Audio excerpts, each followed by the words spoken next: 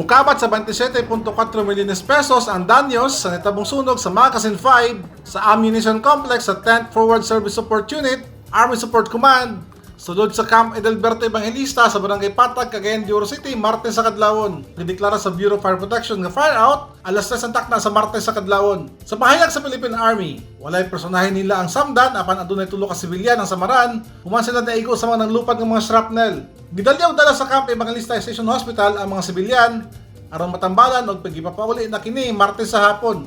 Gidali og dala sa Camp Evangelista Station Hospital ang mga sibilyan aron matambalan ug gipapauli na kini Martes sa hapon. Gisaysay ni Lieutenant Colonel Vladimir Santa Maria, commanding officer sa 10th FSSU.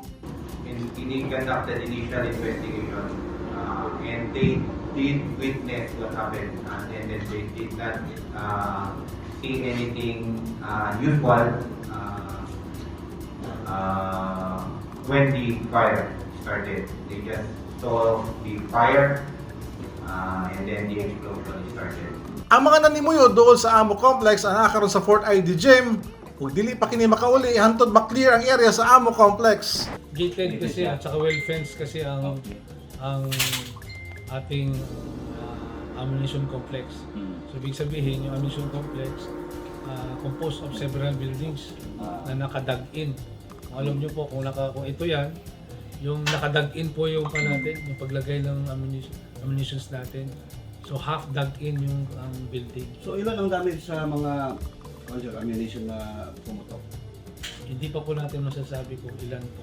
Dugang ni Lieutenant Colonel Vladimir Santa Maria, Again, right now we're still in the process of pulling pa lang and then do the actual investigation what we do have access, full access to sa incident.